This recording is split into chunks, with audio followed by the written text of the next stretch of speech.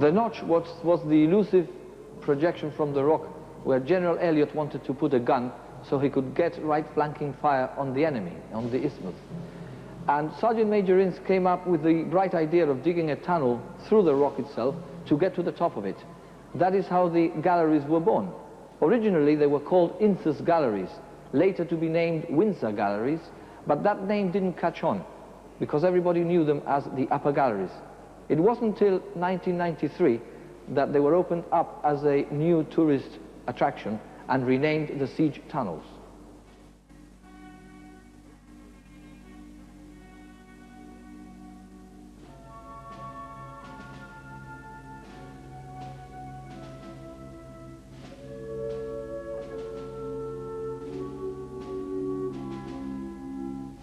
The actual digging began on the 25th of May, 1782. The three methods employed were rudimentary. One was to light a fire right up against the rock. When this was thought to be hot enough, cold water was poured over it. The quick contraction then caused the rock to crack. Another method was to fill the boreholes with lime and water. The chemical reaction would cause the rock to split. However, the gunners preferred to use gunpowder to blast the rock apart. The boreholes were done by two men, one holding an iron hand borer with a steel point, whilst the other hit the end with a sledgehammer.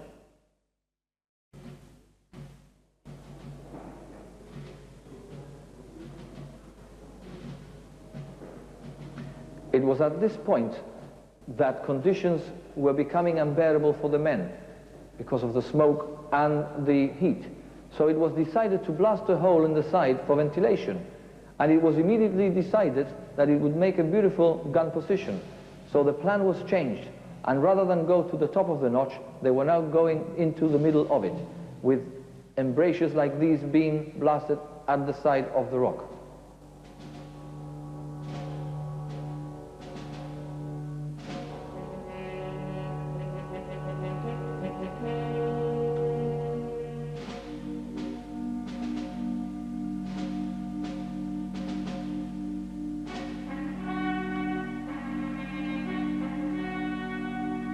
The haste with which they were toiling away is evident at this location, as they dug too far away from the north face. Quickly changing direction, they then got too near the face.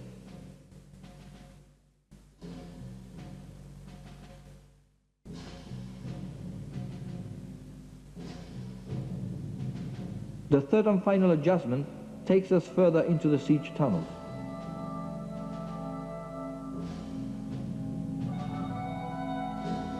When the last shot of the great siege was fired on the 2nd of February 1783, the galleries stretched 370 feet, with 6 embrasures in which guns had been mounted.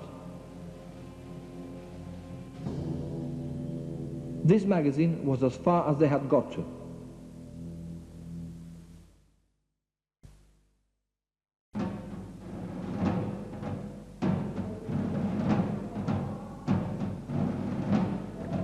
A gun position has been reconstructed here to look like those of the period during the Great Siege, with all the instruments that used to serve the gun for loading, cleaning and firing it. Of particular interest, beside the box on the floor here, we have a quadrant.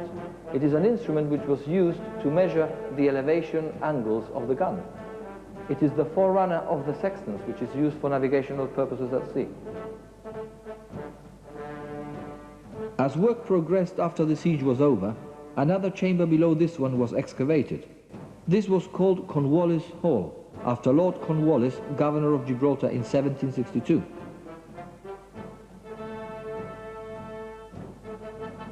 The shaft and spiral staircase were considered a feat of engineering at the time.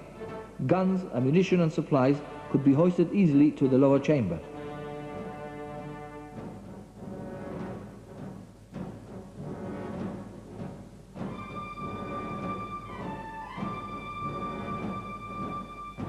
It wasn't until June 1783 that the notch was reached, and then till 1785 that the whole works were finished with a total length of approximately 600 feet. St. George's Hall was fitted out as a 7-gun battery for all-round defense. Today, the hall depicts the history of the galleries with the aid of several exhibits.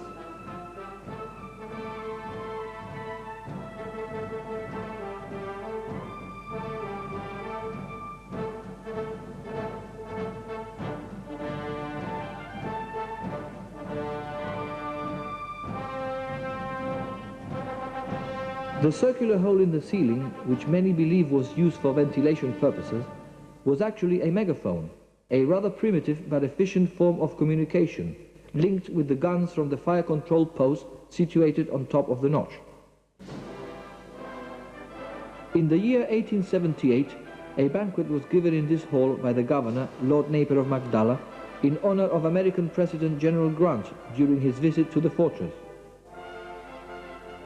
Just over 100 years later, in 1981, another governor, General Sir William Jackson, gave a similar banquet to which all the military commanders, government ministers and other local dignitaries attended.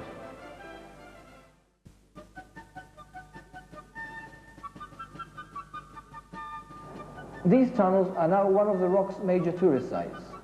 They were inaugurated 2 years ago, and Sights Management's Joe Viale told us why it was decided to convert the old upper galleries into the Great Siege tunnels.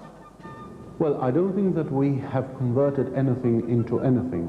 We have just reassessed the area, and we have tried to give it more meaning, make them more significant.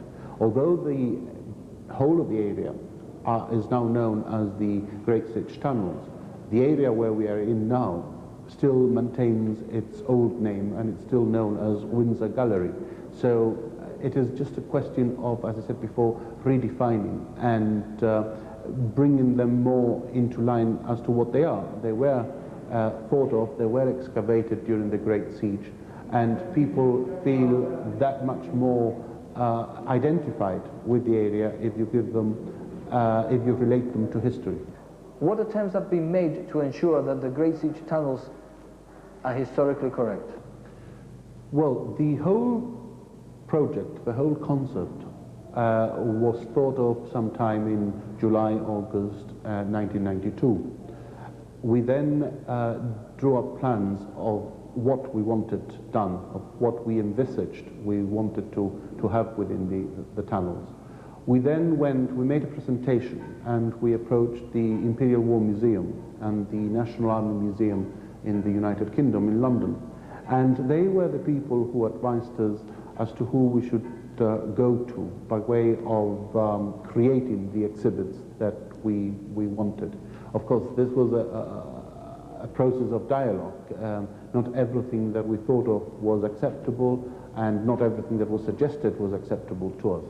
But having then agreed upon a series of exhibits, the person that created them, which is Gary Hall from H&H Sculptor, who is the person that basically does all the major sort of exhibitions in the United Kingdom, then went to the various authorities on the matter, like Woolwich, like the National Army Museum and various others, and made certain that everything that we were recreating here conformed to the original sketches or prints or written word on. So we are very confident that they do recreate a very original, a very sort of faithful reproduction of what was here at the time.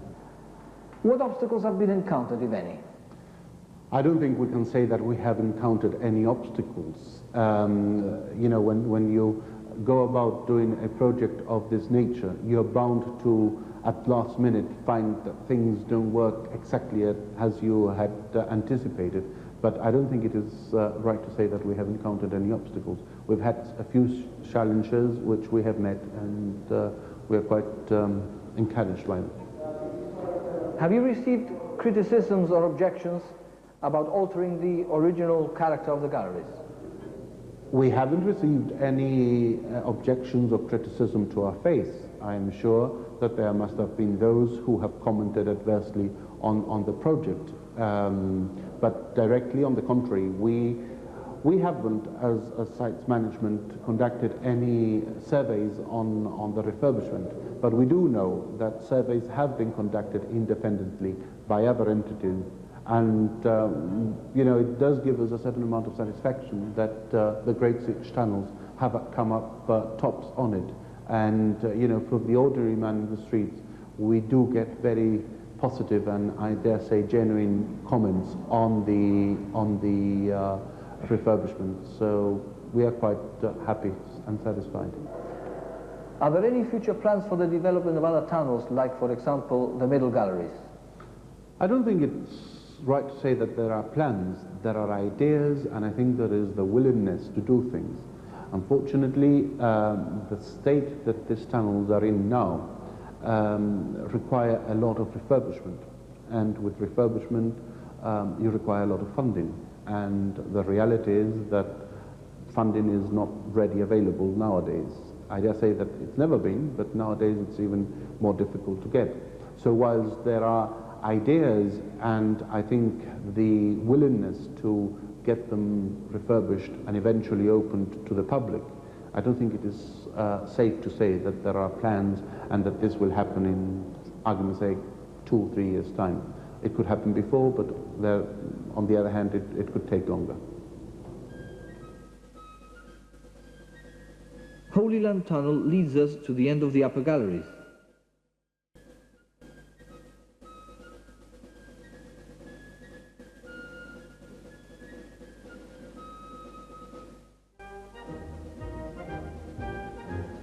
And so to one of the most spectacular views of the eastern side of the rock.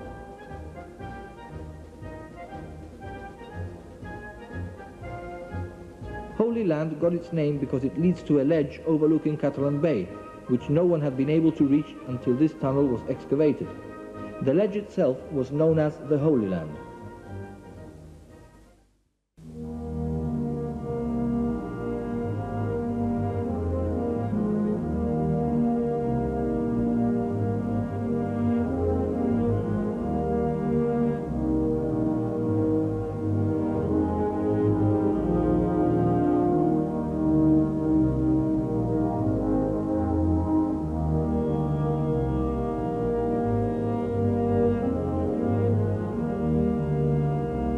We have now reached the end of the Holy Land Tunnel, and in doing so we have also reached the end of the upper galleries. Behind me we have some pillboxes which were used during the Second World War as observation posts, and it was from one of them that the deadly crash that killed General Sikorsky was seen, but the witness was never called forward to testify. We shall now be going all the way back to the entrance of the upper galleries, and from there you can actually go down into the middle galleries, but we shall be taking another route. This will be from Princess Royal Battery.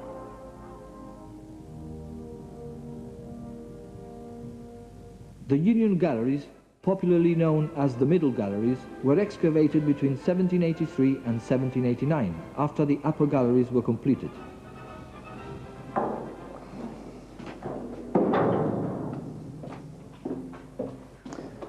These galleries were being excavated at the same time that the French Revolution was flaring up.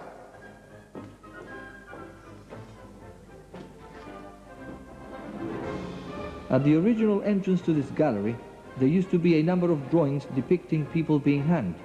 It's possible that a gibbet, a wooden structure resembling a gallows, existed just above this entrance. From here, it would be visible from the Spanish lines, and spies and other malefactors could have easily been disposed of. It was the custom in those days to leave the body hanging until sunset. Therefore, it can be assumed that the guard on duty would while away the hours by making drawings of the victims.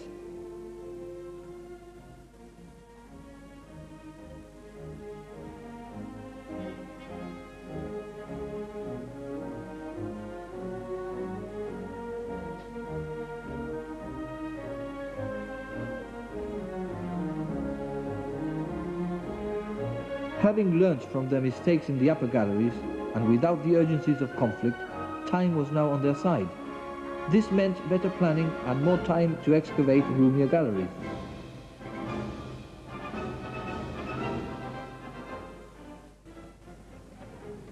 Many inventions of a military nature were first thought of in Gibraltar during the Great Siege.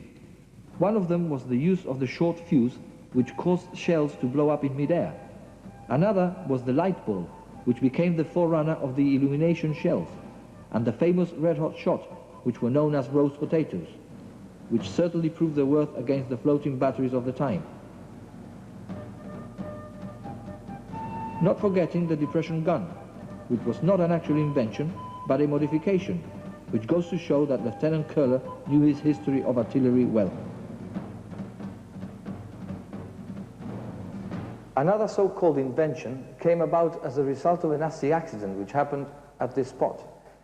In 1830, two men were firing a gun from this particular spot here with grape shots, and all the others moved over to the next embrasure to have a look at the effect of the fall of shot.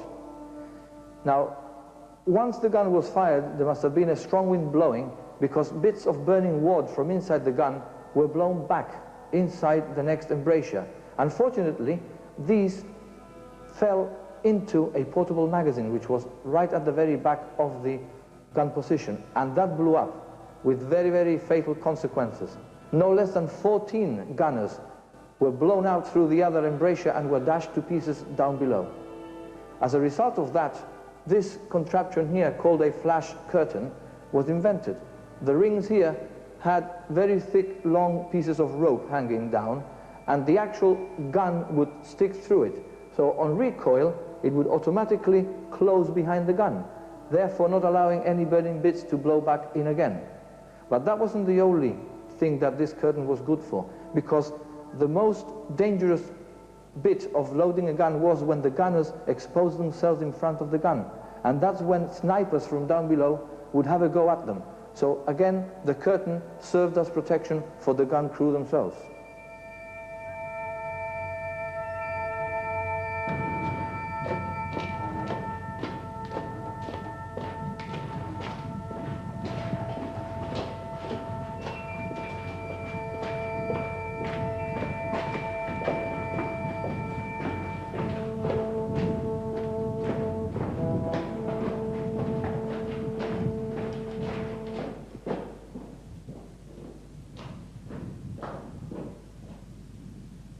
Imagine having to come into this powder magazine in the middle of the night to fetch a barrel of gunpowder carrying a lighted candle. Not the safest thing in the world, since the slightest mistake would have meant the end of the galleries, not to mention one's life. Safety was the #1 priority. Behind the wall there is a light room or corridor through which the men could reach a small window. A lantern would then be placed on the sill, and the door inside the magazine would be opened to give light to the room. But this was not considered enough, so a brass wire mesh and glass pane were added.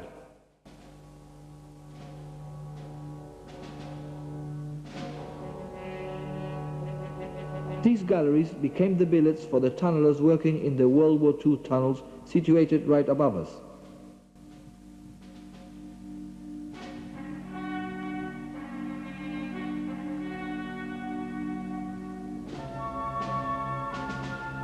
The soldiers wanted to live close to their workplace, and so they prepared these batteries for their accommodation. The embrasures were bricked up and windows were fitted, since the place is quite damp and drafty.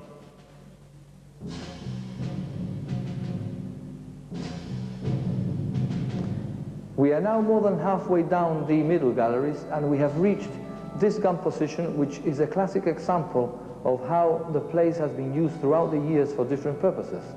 Originally, the gun would have been here, and the curtain rail is still there in its place. And through the Victorian times, it was used as a shell depot. That's why we have that iron grill on the gun embrasure there, to protect the place from people infiltrating into the place. And then during the Second World War, it was converted yet again into a small generating room. We can still see the foundation of the generator in front of us. During the Second World War, it was turned into a kitchen. The cooker used then is still here.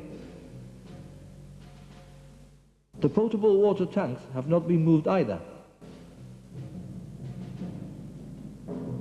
On the other side, there was a small mess area for the troops. The cement slabs were used to stand the tables and chairs, as this was the main dining area. It's not difficult to see why this area was chosen to dig these tunnels, when one takes into account the view from the upper galleries.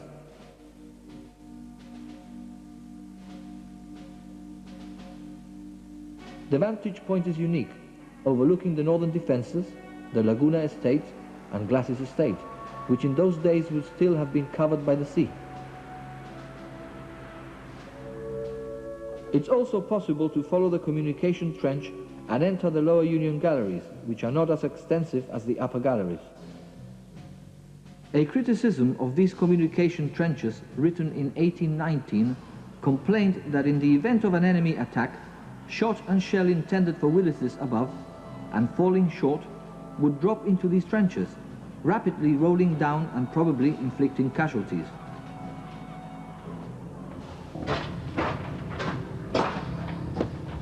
I have just come through a communication trench which links the upper to the lower Union galleries. Now these trenches were dug through the rock to protect troops from enemy fire. This particular gallery only has 4 embrasures, and these guns used to point towards what today is the Laguna area. The causeway ran through the middle there, and these guns would have offered protection to that area. The range and accuracy of the guns during the Great Siege should not be underestimated. Take a 24-pounder, for example. These were not the largest, but they had a range of 2,230 yards and could penetrate 6 feet of solid oak at 100 yards. The Spaniards improved the range of their guns by actually elevating them at a steep angle and propping them against the ground. These they called Empotrados. In this way, there was no recoil, and a cannonball could travel further. With a fair wind behind, it was not uncommon for some shells to reach as far as Rocha, over the rock from the Spanish lines. I have just come through the galleries, and I am going all the way down to Casemates, following another communication trench which would have been followed by the troops during the Great Siege and the years after that, to enable them to get all the way up to St. George's Hall, protected from enemy fire.